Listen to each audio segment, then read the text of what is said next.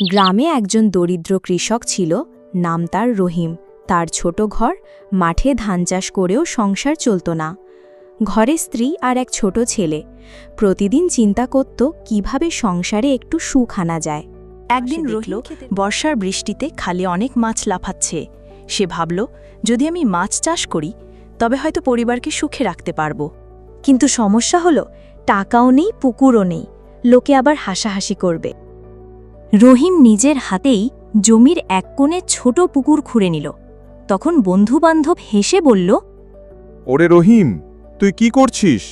মাছ চাষ করে আবার কজন বাঁচতে পেরেছে? কিন্তু রহিম হাল ছাড়ল না। সে কিছু মাছের পোনা কিনল, এগুলো যত্ন করে বড় করতে লাগল। খাবার কমে গেল, স্ত্রীও দুঃখ পেল। কিন্তু ছেলে বাবাকে বলল, আব্বা, তুমি হাল ছেড়ো না, একদিন তোমার পুকুরে অনেক মাছ হবে, দেখে নিও। এই কথা শুনে রহিমের চোখে জল চলে আসে, কিন্তু মনে শক্তি আসে।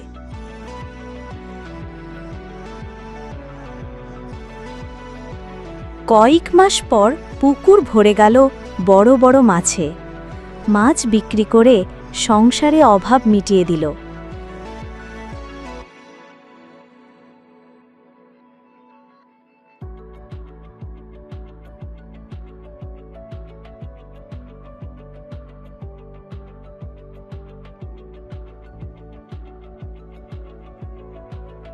লোকজন যারা হাসত, তারা এখন অবাক হয়ে বলে, আরে রহিম, তুই তো আসলেই বড় কিছু করে দেখালি। শেষে রহিম তার স্ত্রী ছেলেকে নিয়ে হাসি মুখে পুকুর পাড়ে দাঁড়ায়। সে বলে, যদি স্বপ্ন আর পরিশ্রম থাকে তবে অভাবের ঘরেও সুখ আসতে পারে। অভাব কোনো বাধা নয়, স্বপ্ন ও পরিশ্রমই মানুষকে সফল করে।